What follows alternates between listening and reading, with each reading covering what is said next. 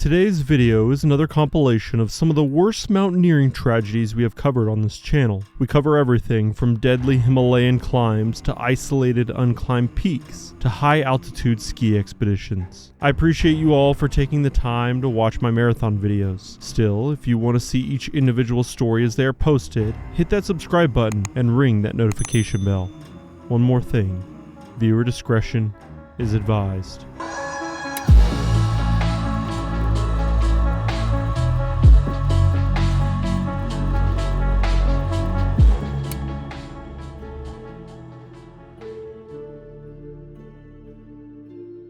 Tommaso Piccioli sat with his back against a rock, trying to minimize his body's contact with the frozen snow around him. It was dark. Tommaso didn't know exactly what time it was, but he knew it was late in the evening of April 29th, 2018. The 50-year-old's architect's eyes pierced through the darkness around him, but he saw nothing. Any noise from the 13 other members of his ski tour was drowned out by the 60-mile-per-hour winds that nipped at his exposed skin. He had spent over 14 hours hiking and skiing through the Swiss Alps, trying to find a small hut that would shelter them from the brutal temperatures. The GPS had said the hut was close, but its location had taunted them all day as they fought the cold. Now, they were stuck in small snow holes that provided little protection against the wind. Tommaso had started the night standing, but his body was exhausted, and soon enough, he was sitting against the rock, moving his arms and legs periodically to stop himself from sleeping. Although he had over 20 years of alpine experience, he had never been in a situation like the one he found himself in. However, there was one thing he had picked up from all the books he had read. He had to keep moving to keep his heart rate up in the cold, even if it was small movements. As the hours of pain ticked by, Tommaso could only think about himself.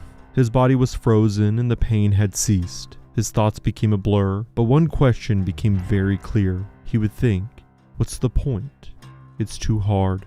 Just let go. The following morning, a rescue operation would be kick-started, and over the course of one weekend of storms in the Swiss Alps, 16 people would lose their lives. This is their story. Ski touring, or a sport that involves skiing uphill with the intent of eventually skiing down, has long been popular in the Swiss Alps. The first cases of the sport can be traced back to Nordic countries in the 1500s, where they used wooden skis to traverse the European mountains in the winter, more as a necessity than a sport. Still today, thousands of explorers travel to the Alps to traverse glaciers, valleys, and snowy peaks. But the difference today is that there is significant infrastructure for those wanting to partake in the sport, like trams, huts, and detailed guidebooks. Still, the sport unlocks a level of freedom not possible within the confines of a ski resort. It allows individuals to interact with nature in a more intimate environment, with few distractions. To many, this is a form of therapy that compels them to continue exploring year after year. But with any extreme sport, there are risks. The single greatest hazard is avalanches. But there are also rockfalls, crevasses, and freezing temperatures. The haute route, known as the Chamonix-Zermatt crossing, was first skied in 1911 and remains the region's most iconic touring route. The route is completed over 6 to 7 days and takes skiers past Mont Blanc, the Matterhorn, Grand Combin, and Monte Rosa. Few treks on our planet let you experience the sight this route does. As one Swiss mountain guide said, pretty much any ski tour one day or another wants to do the haute route at least once in their life. Nearly 2,000 skiers travel the route every season, which begins in early March and, depending on conditions, runs well into May. Unlike most backcountry skiing areas in North America, the Alps offer unparalleled accessibility. Gondolas from town parking lots reach elevations of 12,000 feet in just 20 minutes. A vast network of alpine huts provides guests with heated bunk rooms, hot meals, drinks, internet access, and even plastic slippers. These well-equipped huts, integral to alpine tradition, enhance the appeal of multi-day tours, like the 112-mile Chamonix-Zermatt route, making them feasible within a week. While some skiers plan trips independently, the challenge of securing hut reservations and the risks of high alpine terrain lead many to hire professional mountain guides for logistics and navigation. In mid-April, 10 skiers would team up for a 6-day expedition across the haute route. The team comprised 50-year-old architect Tommaso Piccioli, who had over 20 years of ski touring experience and had been a member of the Alpine Club of Milan. 3 of his friends from the club would join him on the trip. 44-year-old Italian teacher Elisabetta Paolucci, Marcello Alberti, and his wife, Gabriella Bernardi, were experienced mountaineers and adventurers. The group of 4 typically planned their own ski tours, but because of the significant foot traffic and difficulty booking huts, they decided to hire a guide. The others in the group comprised mountaineer Francesca von Felten, who was a member of the Parma Alpine Club, 45-year-old Andrea Grigioni, a nurse from a small town northwest of Milan, 72-year-old man from Ticino, Switzerland, a German woman from Munich, the guide's 52-year-old wife, Kalina Damianova, and finally their leader, Mario Castiglioni, a 59-year-old veteran mountaineer who in 1992 had founded his own guiding company. He had successfully summited 4 of the 7 summits, 3 8,000-meter peaks in the Himalayas, and a host of other notable mountains around the world. Everyone on the expedition had significant experience, otherwise they would not have been allowed to make the trek. On April 25, 2018, the group would begin their trek from Chamonix, France, with the expedition's intent lasting 6 days, with multiple stops along the way. The first 3 days were a blur of long hours spent skiing, incredible sights, good conversation, and a generally great time. It was the end of the 3rd day when the group would find themselves at a quirky 3-story stone building, 9,000 feet in the air of the Swiss Alps. This building was called the Dies Hut, and it was a popular stopover for skiers traversing the Alps on multi-day tours. It was 6:30 a.m. on the 4th day. The sun was just peeking over the mountain, lighting the sky with an orange glow. The group of 10 were putting on their skis as they prepared for another 6-hour ski to their next refuge, the Cabane des Vignettes. The destination was different than initially planned, but there were forecasts of bad weather moving in, so they would shorten their day by 2 to 2.5 hours. The terrain was a mixture of high-altitude glaciers, cols, peaks, and untouched white powder. Even though poor weather was forecasted, the day started clear and beautiful. The sun's glow radiated off the landscape as the group began their trek. They all carried backpacks full of spare clothes, gear, snacks, water, and a small thermos of hot tea. The plan was to descend the hut towards the southwest, cross the Kilian Glacier, then make a 4 to 5 hour ascent up a long stretch of terrain toward the Pinet de Rolla. This 12,454-foot peak offers the highest elevation of the haute route and breathtaking panoramic views when the weather is good.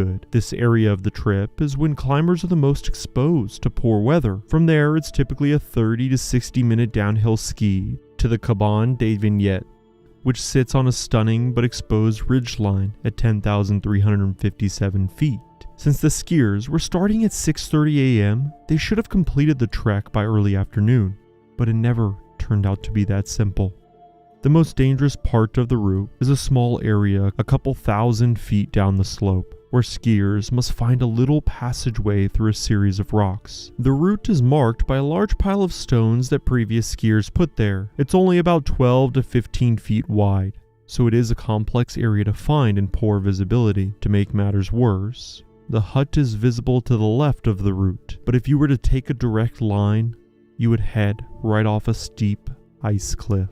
The first 3 hours of the day were spent climbing uphill under partly cloudy skies. The wind softly kissed their faces, but nothing in sight worried the group. By 10 a.m., the group was climbing in altitude, and as time passed, the forecast they had heard earlier began to take shape. The sky was quickly filling with clouds, and the wind was now raging around the group, kicking up snow from the ground, continuously reducing visibility. As the fog crept in and the snow started to fall, the members of the group could see only a few feet in front of them, yet they continued to ski uphill towards the summit for another 1 to 2 hours. Their lead guide, Mario, navigated the poor visibility with his smartphone, a common practice among guides in the Alps. Although there is little to no reception, today's technology still allows navigation apps to work effectively and is highly reliable. The downside to this method is that navigation apps drain batteries quickly, so most guides use cases with built-in secondary batteries. At some point during their climb uphill,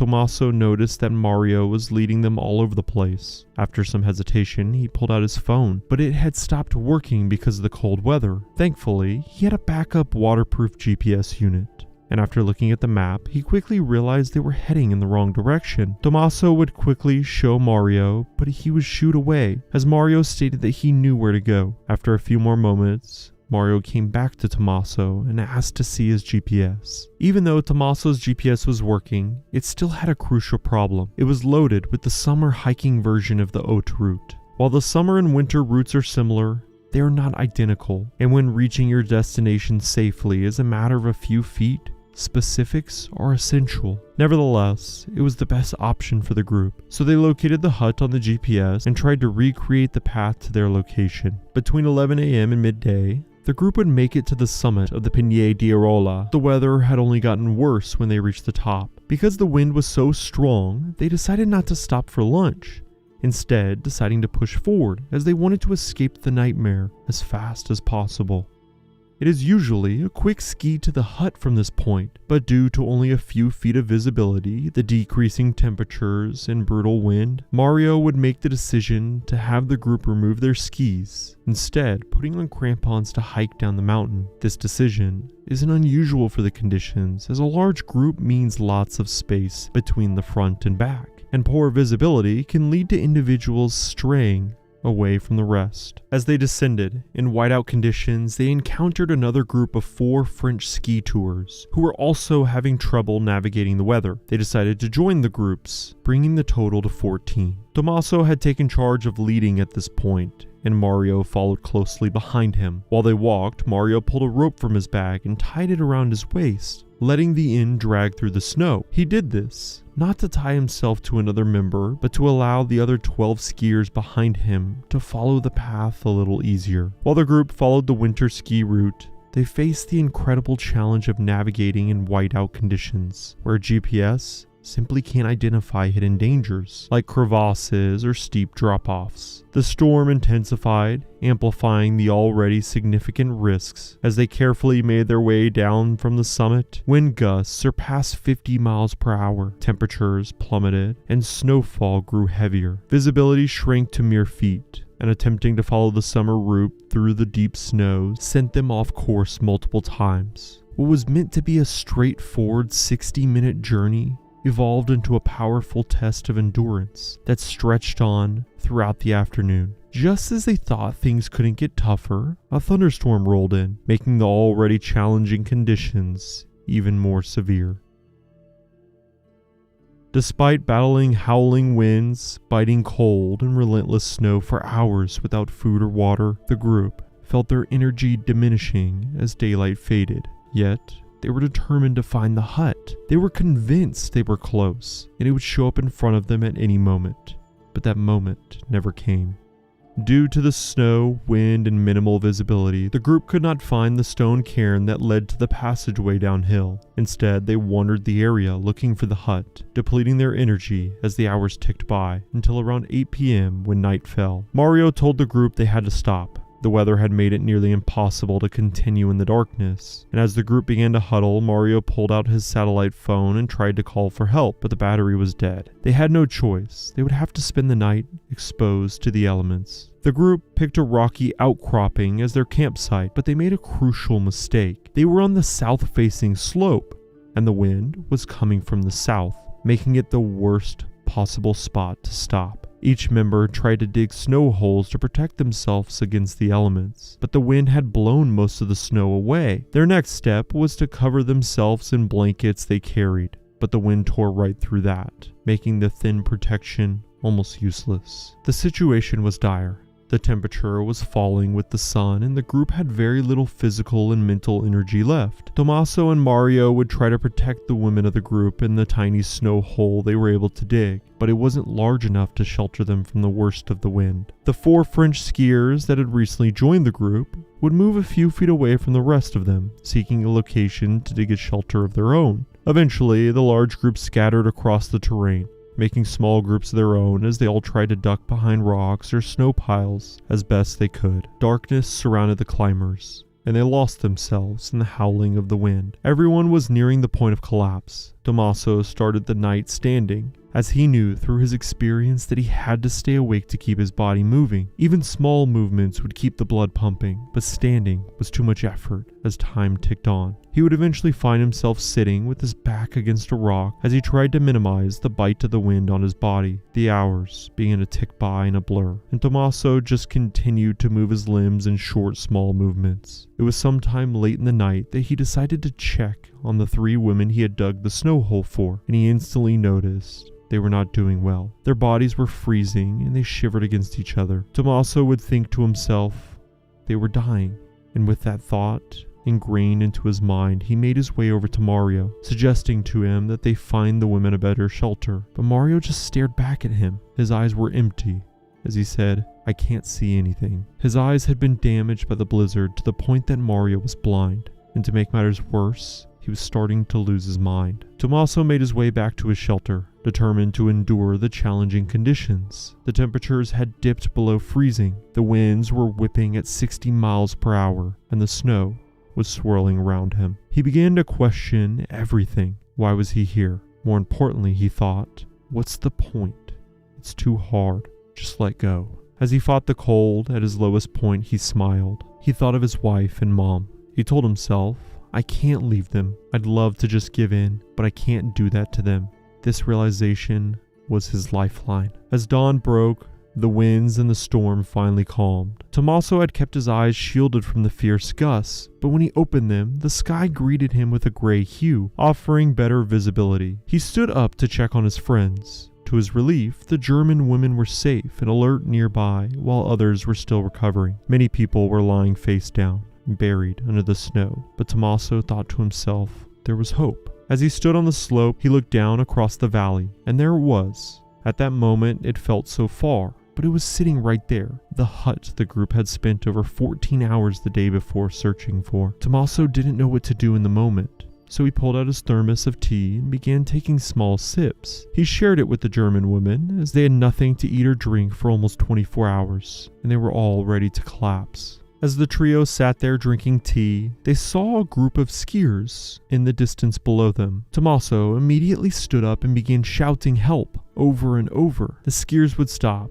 but for 15 minutes they sat there wondering if the group had heard their cries. Then they heard something in the distance, the unmistakable sound in the air, a helicopter. Over the weekend, 7 rescue helicopters would descend into the Alps, rescuing individuals who had been stranded because of the storms. On the haute route, 7 of the original 10 would pass away due to the extreme exhaustion and cold weather. Tommaso remembers seeing Mario still sitting on the slope with his backpack on and his head slouched. He had died of hypothermia.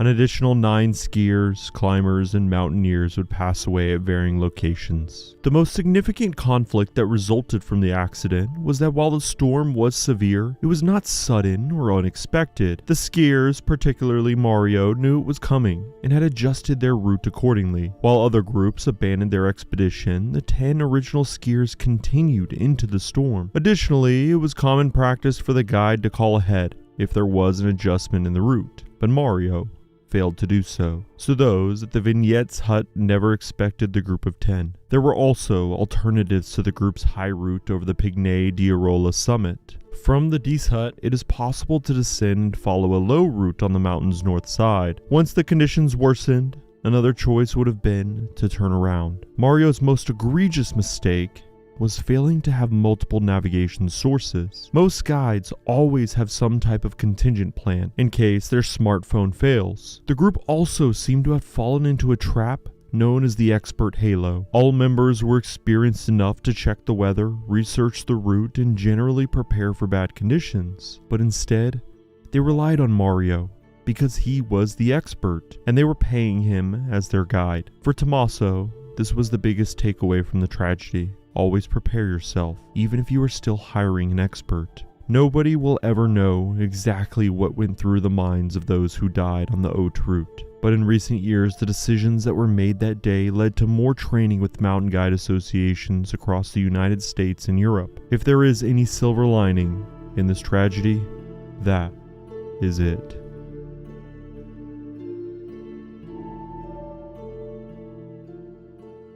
It was the evening of October 31st, 2024. The wind raged through the jagged rocks and steep slopes of Langtang-Lirung's unclimbable eastern face. Marek Holicek stood at what he thought was the bottom of a crevasse, but his rope seemed to continue into the darkness below him forever. He was somewhere between 6,000 and 5,500 meters, but he wasn't exactly sure where. He was exhausted. It was his 7th day of climbing. In less than 24 hours prior, Mara and his climbing partner, Ondra Huserka, had conquered a mountain face that had never been climbed before, completing a climb that many thought impossible. This is a peak that has only had 14 successful ascents in over 75 years, and not one on the east face until this year. Here, Mara was standing at the bottom of a crevasse, somewhere on the mountain, searching for his climbing partner who had fallen straight into the black void just moments ago. Mara heard one word over and over, faint and muffled by the icy walls. Help. Ondra was still alive, and Mara followed his voice in the darkness. He would find a small opening in the ice and begin crawling on his belly diagonally down a narrow tube. The light was fading behind him until he couldn't see an inch in front of his face, but Mara continued down, following the painful cry. In the darkness, Mara felt Ondra's hand first. For a second, the crushing fear and claustrophobia melted away. He found his partner, and he was still alive. Mara tried pulling his partner to him, but it was useless. After a few minutes of struggling, he began cutting through the backpack still attached to his partner. It was wedged between Ondra and a wall of ice, and as Mara cut, items began falling in front of him. Finally, Mara had some luck. Ondra's headlamp had dropped in front of him, and for the first time in what felt like hours, Mara could see. But nothing could prepare him for what he would see after those icy walls were lit. This is his story. Langtang-Lirung, standing at 7,234 meters, or 23,734 feet, is part of a sub-range of mountains in the Nepalese Himalayas. The peak is located just southwest of Shishapangma, the 14th tallest mountain in the world, and lies in Everest's shadow. But Langtang-Lirung is arguably even more dangerous than the taller peaks. Since its first approach in 1949, 51 teams have attempted to climb it, but only 14 have been successful. The last successful attempt before 2024 was in 2010. Out of those 14 expeditions, 54 climbers have stood on its summit, and there have been 16 deaths, meaning it has a summit-to-death ratio of nearly 30%. Statistically, it is one of the deadliest mountains on our planet. Commercial teams don't dare attempt this peak. The only people going here are experienced mountaineers, looking to accomplish something very few have.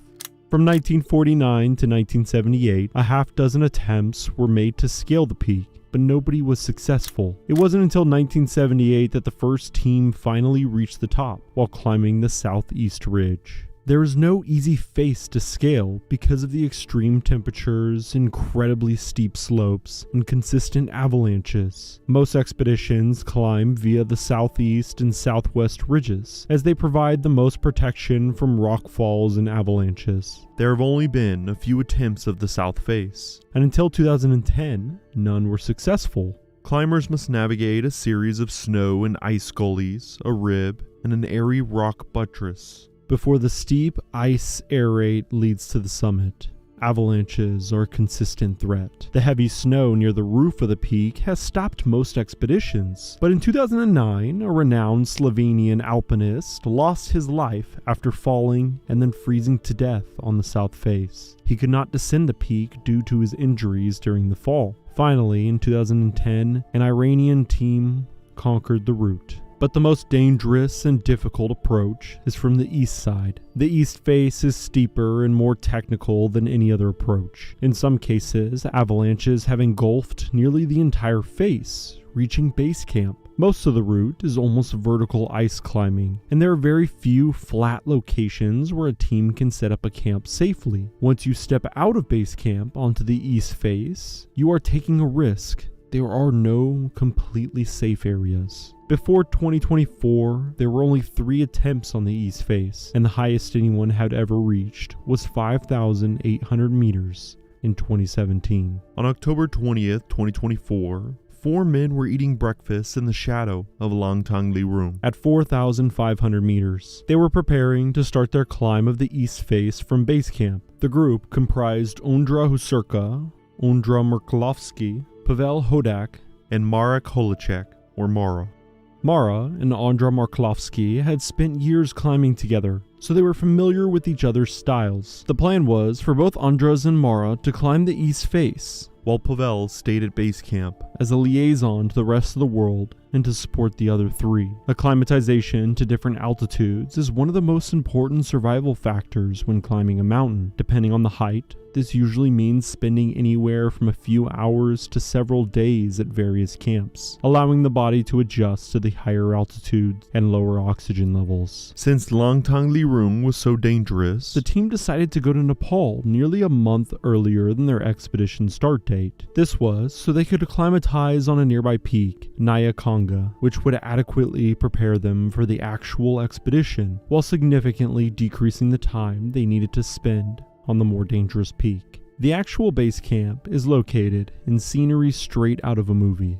The camp lies on a thin layer of grass, kept tidy from the wandering yaks. The greenery is interwoven with small waterfalls and streams, but just behind the perfect landscape are the rocky, icy slopes of the peak. The plan was to begin climbing before sunrise because the first 1,000 meters is a problematic, steep, rocky section with a nearly perfect funnel for avalanches. They would bivouac on top of the rocky outcrop around 5,500 meters, then complete another rugged, slick, rocky, and ice couloir before setting up another bivouac at 5,800 meters. Then a nearly vertical, exposed rock climb, followed by a mixture of snow and ice to 6,300 meters. Finally, above this point, there was more snow and ice, which was still difficult, but it made the mixed terrain climbing a little more bearable. The next bivouac would be set up at 6,800 meters, then a final push to the summit ridge through shin-deep snow.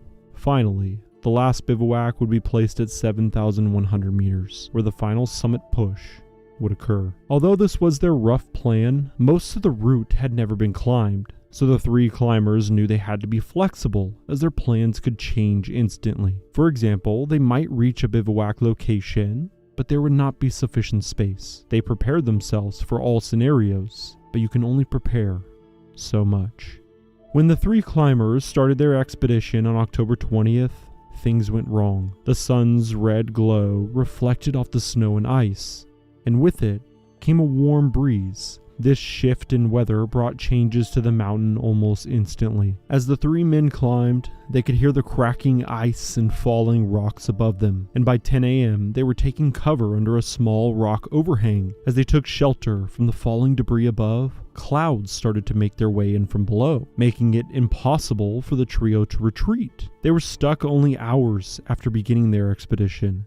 They couldn't climb higher because of warm temperatures causing melting ice and snow to fall, and they couldn't climb lower back into a dangerous snowstorm. As the sun began to set, the trio would huddle into a small tent under the rock overhang. Slight snowfall had begun during the day, but that was the least of their problems. Over the next several hours, the men would be crushed by the immense pressure of snow falling from above, and each time, the rock overhang would save them, clearing the snow. What the men were experiencing was obvious. It was the most dangerous consequence of climbing Langtang Li.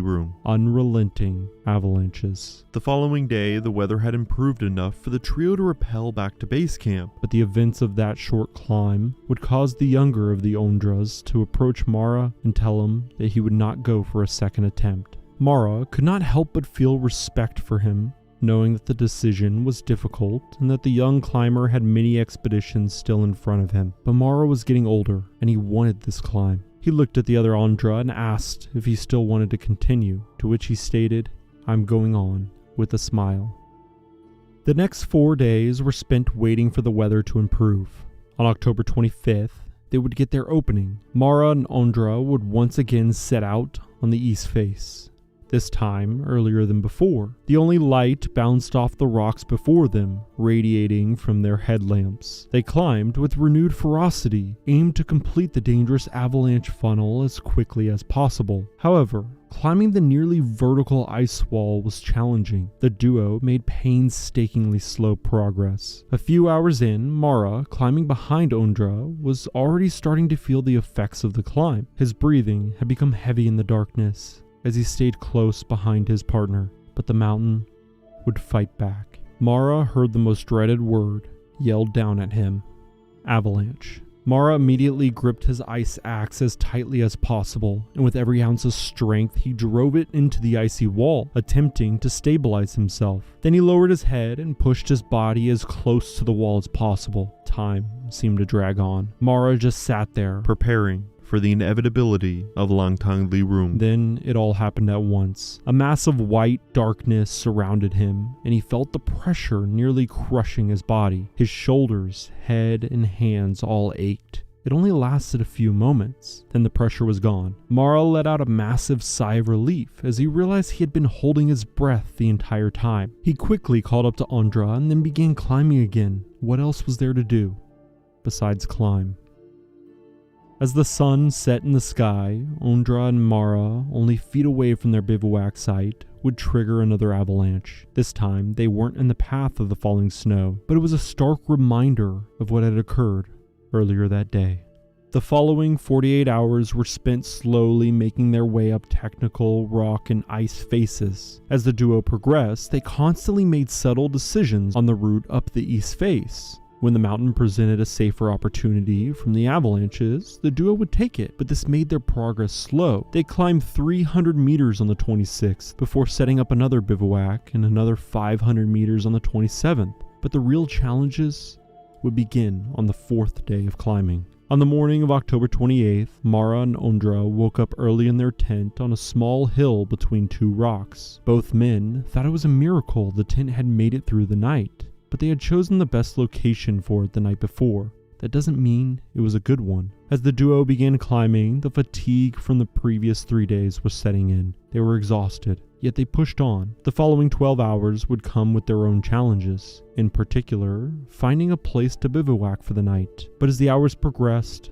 so did the duo. On day 5, they fought against shin-deep snow to the final summit ridge, but on day 6, the weather was perfect. Almost as if the mountain rewarded the two climbers for making it as far as they did. Tears swelled in their eyes as Mara and Ondra made their way to the final ridge. Then they were there. The two men stood on the summit of Langtang-li-Rung, becoming the first climbers to scale the east face successfully. I cannot express how difficult their climb was. There are so many details that I had to leave out of this story, but if you want to read about it in its entirety, I will link an article from Mara's point of view below. As the two men hugged on the summit, the emotions of their climb came crashing down against the backdrop of some of the tallest mountains in the world. They spent 10 minutes on the summit. That was all the time they could afford before starting their descent. They would make it down to 6,300 meters that same day before the sun began to set. They were descending via the easier northeast ridge. As the duo did not have the supplies or strength to descend the east face, they weren't sure anyone would ever be able to do that. On the 7th day of climbing, Mara led Ondra down the peak. He was exhausted, his fingers were frozen, and even the simplest tasks took 3 times as long as usual. The wind drowned out his heavy breathing as they zigzagged between thick snow and seracs. More than once, their steps would cause many avalanches further down the peak, but the duo had no choice but to continue, so they took each step forward, trying to forget about the risk of the climb. While rappelling a steep section of rock and ice, a large boulder would bounce off Ondra's helmet, leaving a permanent dent near the crown, but that was the extent of the damage, and the duo was grateful for that. As the day waned, the fading light offered little comfort. Just 2 hours remained, and Mara and Ondra faced the treacherous expanse ahead of them. More bypassing, more leaping over yawning crevasses. The ice bridges they traversed groaned ominously, threatening to collapse beneath their weight at any moment. Mara had no choice but to descend into the depths of each abyss, rappelling to lower levels just to press on. And then Mara came across another bridge, same as all the others. he would have to rappel to a lower level to cross. He drilled a hole into the icy wall, threading an anchor with trembling hands. His heart raced as he pulled a sling through, securing it with a knot that felt all too fragile. Above, he had drilled his second-to-last screw into the ice, a precarious anchor that doubled his already dwindling safety. Mara was left with just one screw from the original 8. The others were stuck in the ice behind him, and the final screw clung to his harness, serving no purpose but to make more holes in the ice. Cautiously, Mara lowered himself into the abyss, testing the belay with his weight. It held a brief sliver of reassurance, and he descended several meters, the cold air biting at his skin. As Mara traversed a narrow crevasse, each step felt like a gamble, the ropes trailing behind like serpents, loosening their grip on life. The edge loomed before him, a snow bridge leading to another daunting 20-meter drop. Mara cursed under his breath. Reluctantly, he returned to the crevasse, retrieving the tangled ends of their lifelines snared in the ice's maw. Mara called out to Ondra, the silence enveloping him like a shroud, inviting him to descend. Then it happened. A chilling whoop shattered the eerie stillness, followed by a dull thud, unsettling rustling, and then nothing but silence. Mara's instincts screamed as reality crashed in. He sprang over the crevasse, racing towards where the last remnants of their ropes vanished into the dark chasm. His calls echoed unanswered, swallowed by the icy abyss. Mara felt the goosebumps creep over his skin as he heard a muffled word come from the darkness. Help. He quickly drilled his last screw into the ice and began rappelling into the tight crevasse, screaming into the void that he was coming. The cold air thickened around him as he descended for what felt like hours. He finally reached what he thought was the bottom as he stood on an icy ledge, but the ropes continued into a small crack below him. Mara found a narrow tube angled downwards, so he crawled inside and began inching forward on his belly. As he crawled, the light around him began to fade until he was in total darkness, but he felt something that wasn't ice. It was Ondra's hand. Mara didn't know it in the darkness, but Ondra was suspended nearly upside down in the ice. Mara fumbled in the darkness, trying to free Ondra somehow, but it was futile. Mara pulled out his knife and began cutting away at Ondra's backpack, as it was wedged between him and the ice wall. As he did so, the two men talked about trying to escape. Suddenly, Mara felt something hard fall near his head. He touched it in the darkness and realized it was Ondra's headlamp. Finally, something good. He quickly turned it on, and his brain finally realized the disaster before him. Ondra had slid headfirst into the crevasse. It was now suspended upside down. Mara could not reach him from the front, so he began pulling his legs to free his body from being wedged between the ice. After completing this, Ondra could finally turn around with Mara's help. It took over 2 hours to complete, and both men were panting in the tight space. The sun was already set, and there was nothing but cold and darkness around them. Ondra had no visible injuries on his body, but when Mara tried to get him to climb, he couldn't. It was as if he was paralyzed. His arms and legs barely worked. Mara's crampons slipped on the unforgiving ice as he tried to push Ondra up the icy tube.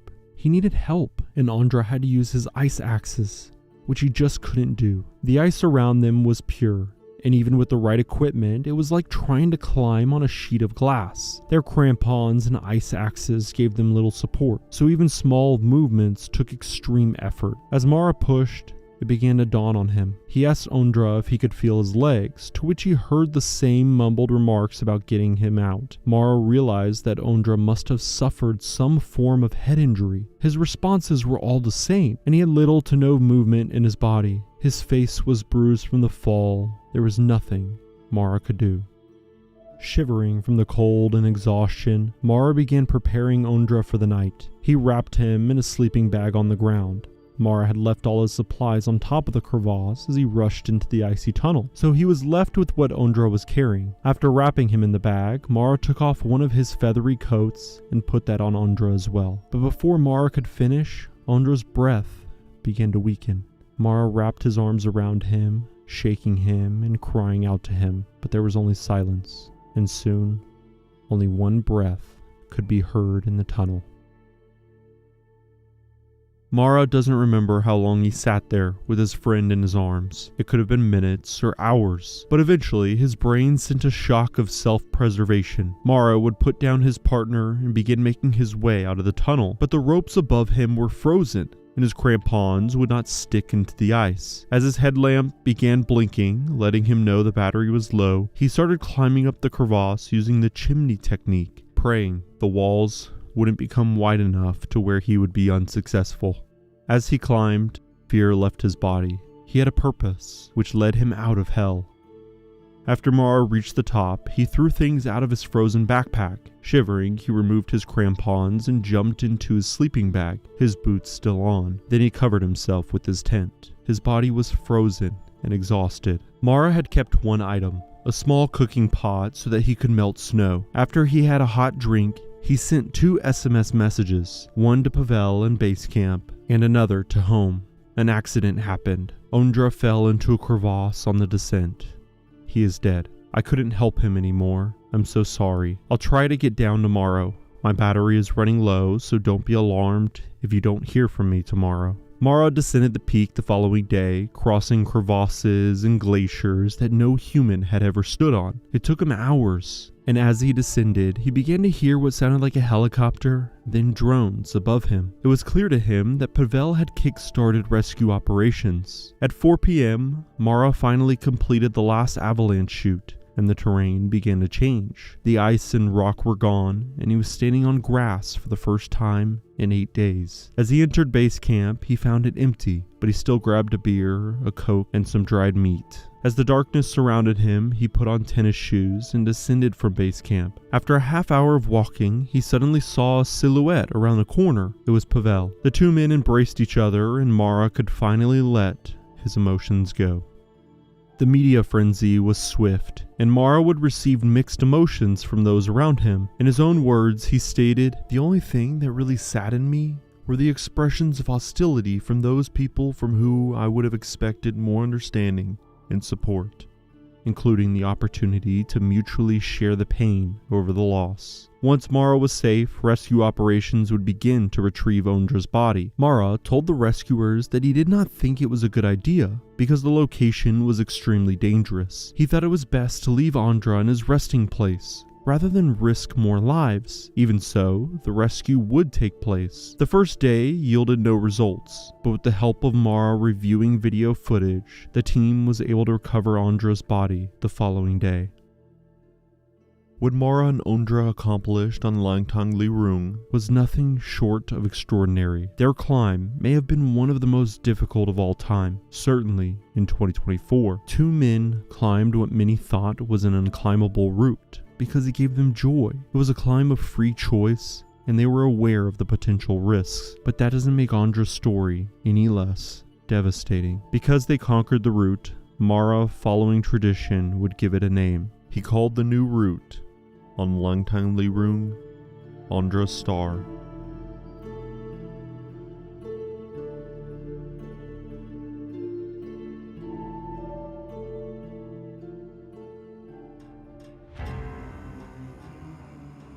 Baffin Island is the 5th largest island in the world, and easily one of the most breathtaking.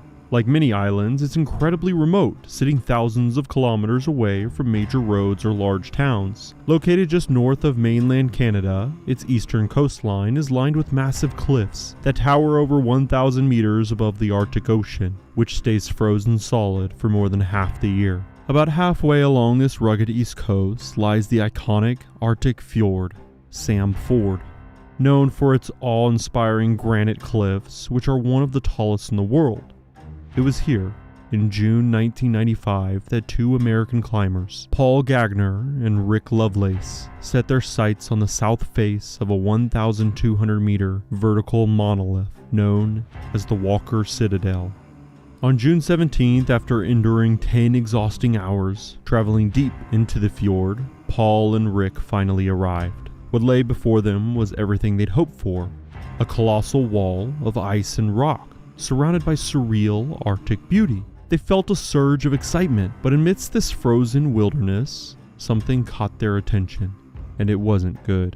The ice covering the ocean began to look wet, Small cracks started spidering through the 6-inch thick surface, which was a telltale sign that the frozen ocean was beginning to melt. Paul and Rick realized that if their climb took longer than expected, they might return to find the ocean completely melted, leaving them stranded in the middle of nowhere. That evening, after reaching the campsite and settling in for the night, they planned to talk this over with their guide the next morning. He was a local Inuit man who was supposed to head back after dropping them off at the site.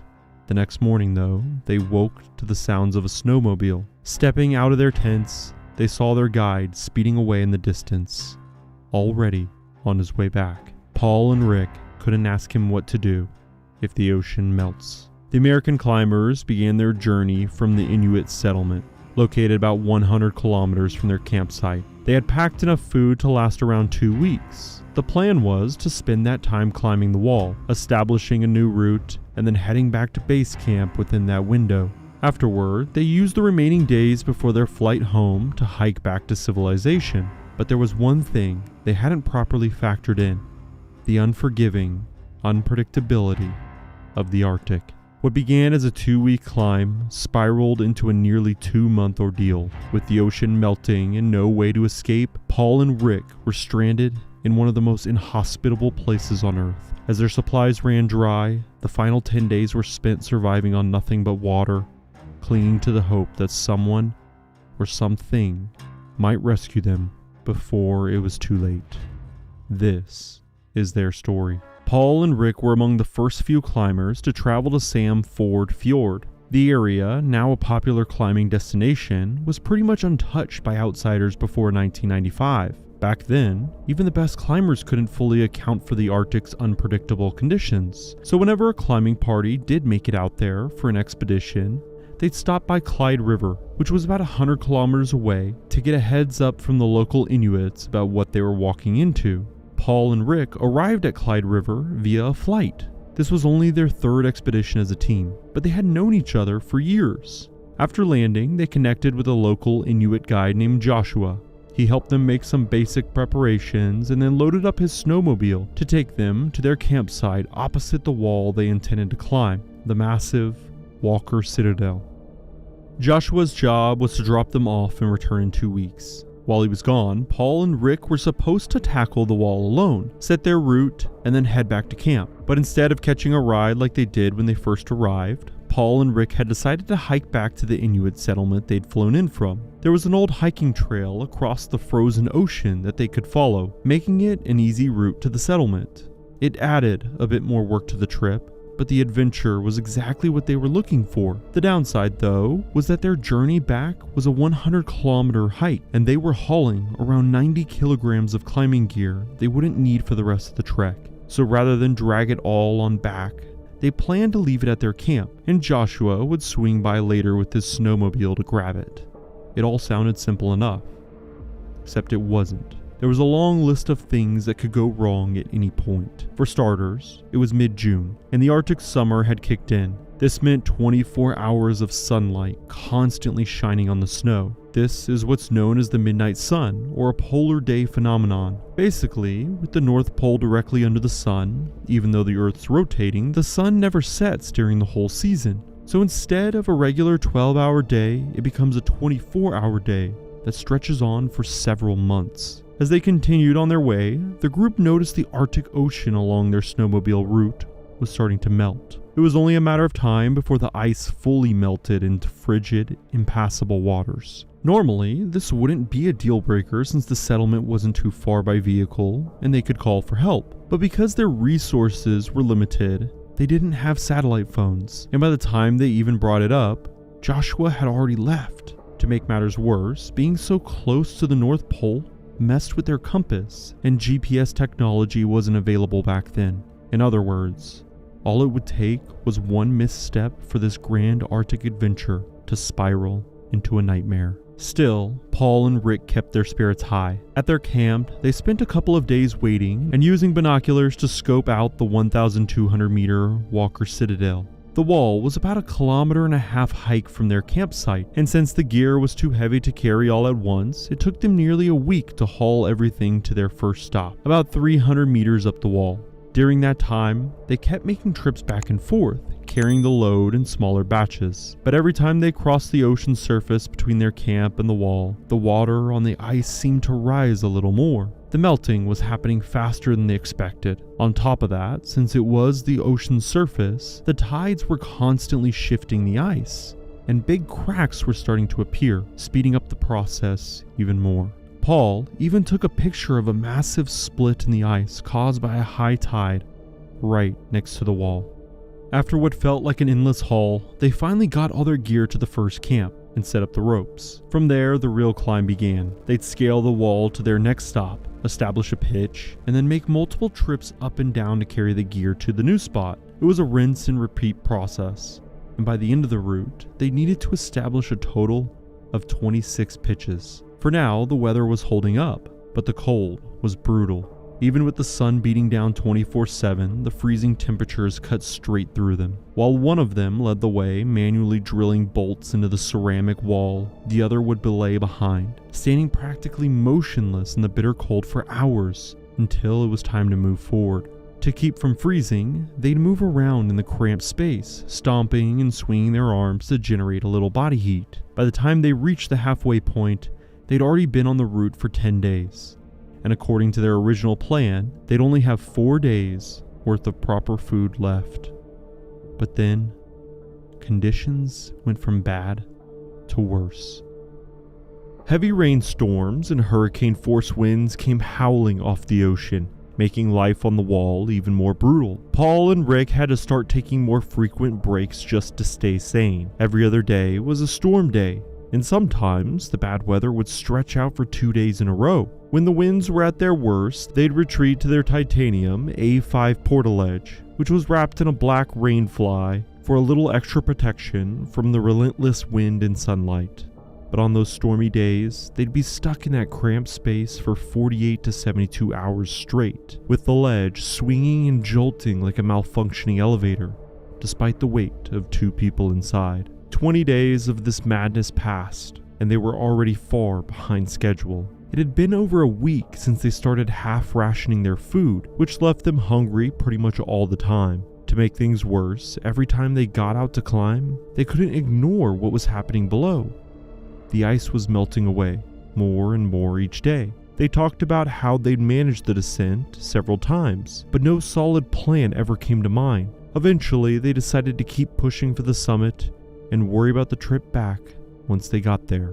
Finally, on the 21st day, they'd reached the summit and finished the climb. The route they'd carve out was rated 5.10 plus, A3, meaning it was an incredibly tough ascent with unpredictable terrain and dangerous drops throughout. They named the route Super Unknown. Standing at the top, the duo spent almost an hour soaking in the surreal views of the Arctic Valley. From where they stood, the vast expanse of snow-covered untouched land looked even more stunning than it had earlier. But as they took it all in, they realized the bay around the Walker Citadel had nearly transformed into open water. Without any real shoreline left, the wall now dropped directly into the frigid sea below, where powerful waves relentlessly crashed against its base. The climb was done, but the real challenge was just beginning. They had to figure out a way to make it back to safety. The first thing on their minds was finding solid ground where they could land once they got off the wall. If they could make it to the Mastodon Terrace, they'd have a chance to move sideways from there and eventually reach a frozen stretch of the ocean that was further away from where they'd started their climb. Mastodon Terrace was a prominent ledge sitting about 900 meters below the summit. It had been one of their stops on the way up. To save time, they decided to rappel straight down to it. After shedding some unnecessary gear, they packed the essentials into 2 hefty 40-kilogram bundles, each carrying one on their backs, and started their descent. Since the route down to the terrace was familiar, they managed to reach it in just 1 day. From there, the next task was traversing sideways to the shoreline. The entire following day was spent inching across ledge after ledge, and by the 23rd day of their climb, they finally made it back to base camp. Exhausted, and running on just a few bites of food each day, they had hauled their heavy packs down, rappelling one section at a time. By the time they reached camp, their energy was completely drained, but the ordeal wasn't over yet. All this time, they'd been banking on their guide Joshua to meet them at the base camp to help carry the gear as planned. But when they got there, Joshua was nowhere to be seen. Worse, there were no signs that he'd be showing up anytime soon. They realized waiting wasn't an option. So the duo decided to take matters into their own hands and try to save themselves. The hiking trail they planned to use on the way back had already melted, leaving them no choice but to come up with a new route. They pulled out their maps, but those weren't much help either.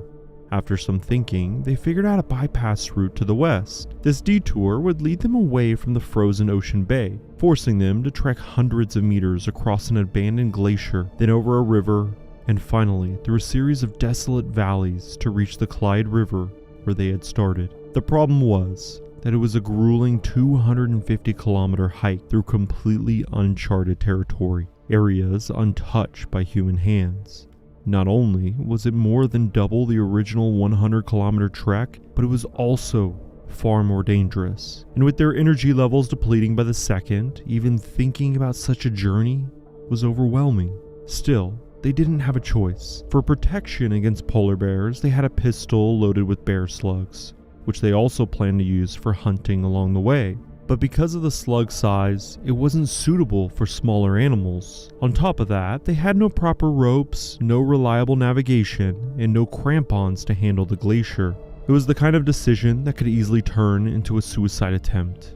But staying at the camp wasn't any better. With nothing but hope, the pair left a note for Joshua explaining their situation in case he arrived, lightened their load by unloading some gear, and set out on their way. For 72 hours straight, Paul and Rick slogged through the unforgiving Arctic wilderness, with only the sound of their boots crunching on the snow breaking the creepy silence. The biting wind howled through their layers, and every breath was like inhaling a blast of frozen needles. The glacier stretched out endlessly like a frosted wasteland beneath a dull gray sky. Every now and then, they'd pause to adjust their gear with their faces frozen, hands stiff from the cold. Numb, both in body and mind, they had no choice but to keep pushing forward. The shotgun had been useless so far.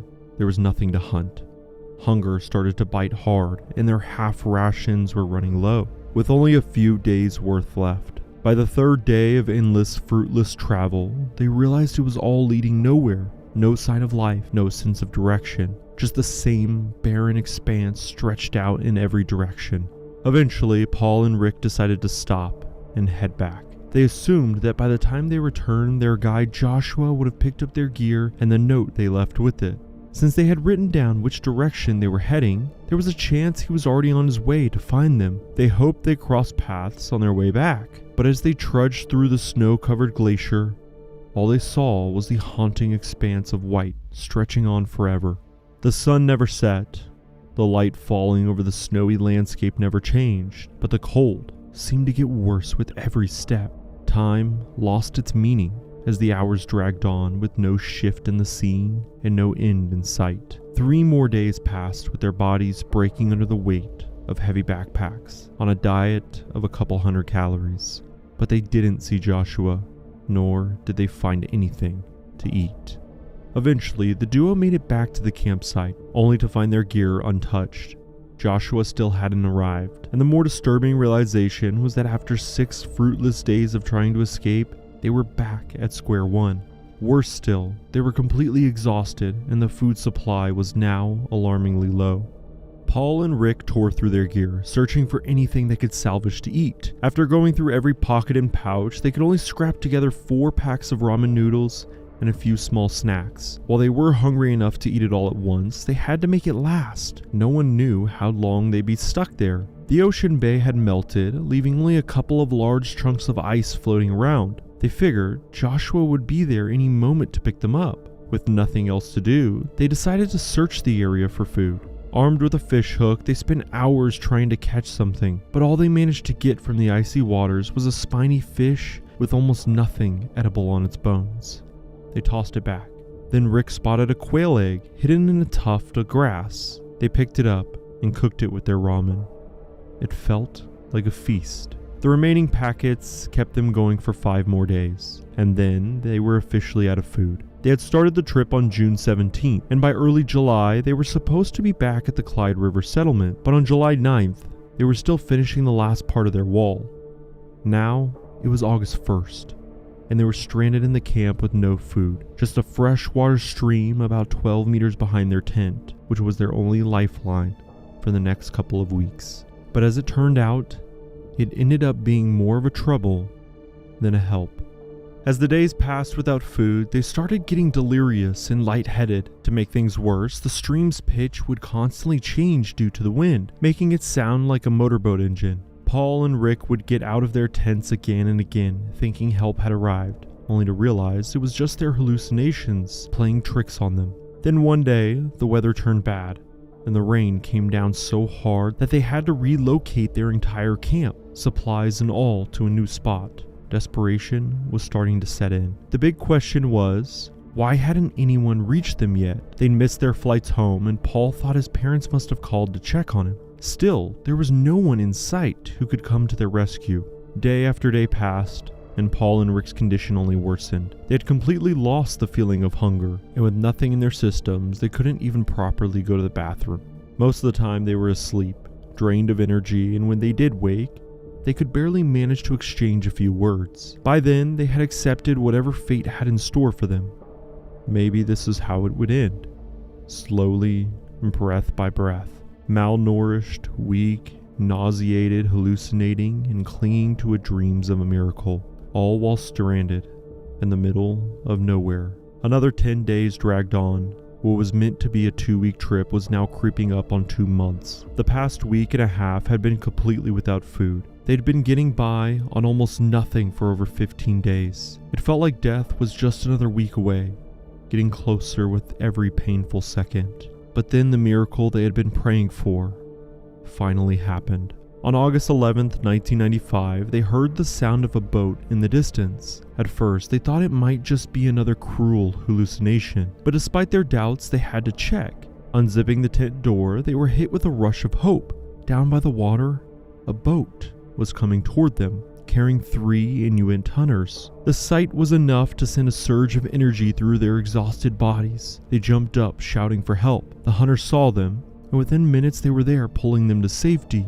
The group had been in the fjord for nearly a week, and after a successful caribou hunt, they decided to check on the stranded climbers they had heard about before arriving. They thought they'd give it a shot and try to find them, just in case. And sure enough, they did. Paul and Rick packed all their gear onto the tiny boat, and the hunters offered them some caribou stew. Paul had been a vegetarian for the past 7 years, but he ate it like it was the best meal he'd ever had.